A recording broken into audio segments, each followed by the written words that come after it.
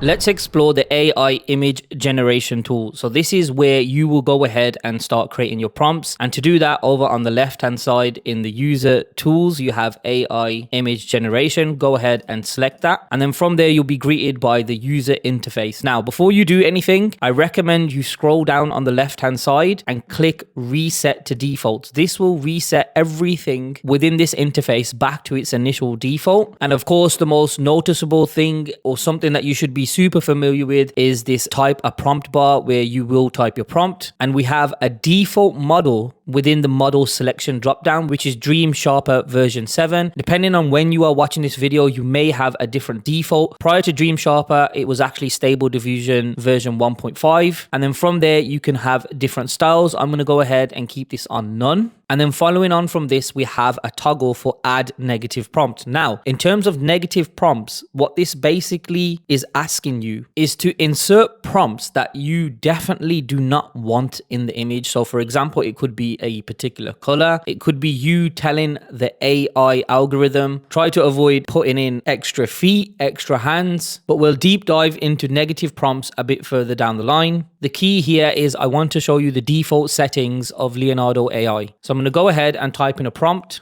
Let's put in Viking Warrior, and over to the right hand side, I'm going to hit generate. And as with other AI art software, we are given back 4 images in relation to our prompt. Now, just below where we would select our model, you have the word prompt generation. If I go ahead and click this, this is where we can write our noun, or at least I think that's the right name for it. But essentially what you can do here is write your prompt, which will then allow the algorithm to give you a set of ideas. I've currently got this set to 4 prompts. And just to explain what I am saying, I'm going to go ahead and type in Viking Warrior, which is the exact same prompt we initially used. And over to the right hand side, you have this button called Ideate. Now, this is separate to generating a prompt. It doesn't work on tokens. Rather, it works on amount of ideation prompts that you can generate. At this present moment, I have 1,000 prompts remaining, and it won't take away from my tokens. So if I go ahead and click this button, Leonardo AI will now generate 4 prompts that I could potentially use rather than the current basic prompt that I'm using. For example, this 4th ideation, a brave Viking warrior, shield in hand, standing in the midst of a raging battle. I can go ahead and hit generate, or next to the generate button, if I hit the drop down menu, I can hit edit. This will allow me to change the words, very similar to the remix function. I'll keep the prompt as is and hit generate.